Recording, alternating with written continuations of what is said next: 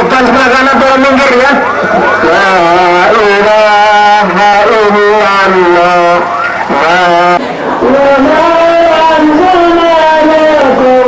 Usai disemayamkan dan disolatkan di Musola Al-Mutakin yang berseberangan dengan rumah duka di Jalan Kesuari, Kelurahan Bandung Kanan, Kota Lubuk Linggau.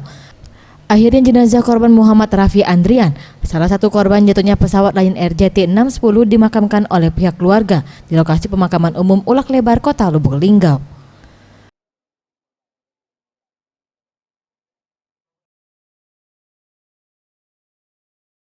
Tampak selain pihak keluarga korban, ratusan pelayat baik dari kerabat, tetangga, hingga teman korban maupun pihak perwakilan dari Lion Air turut hadir mengantarkan almarhum M. Rafi Andrian ke tempat peristirahatan terakhirnya.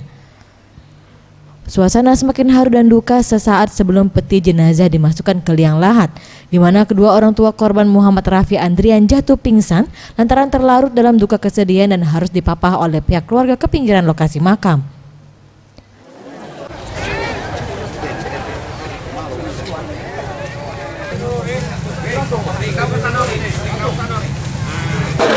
Pertama kali teridentifikasi itu pada maghrib. Maghrib kita ditelepon oleh tim DPI Mabes Polri.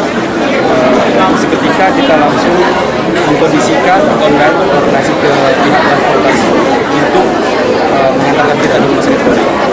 Berdasarkan apa ini? Berdasarkan DNA di pemakaman di sini ya.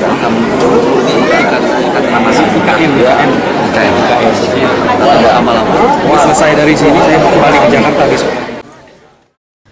Diketahui korban Muhammad Rafi Andrian merupakan anak pertama dari 3 bersaudara dari pasangan Epi Samsul Komar dan Dian Andriani yang sejak setahun lebih telah bekerja di perusahaan timah di Pangkal Pinang, Provinsi Bangka Belitung. Namun naas di tanggal 29 Oktober 2018 lalu, korbannya menjadi salah satu penumpang pesawat Lion Air JT610 mengalami kecelakaan jatuh di perairan Laut Karawang, Jawa Barat. Tim Liputan Sriwijaya TV.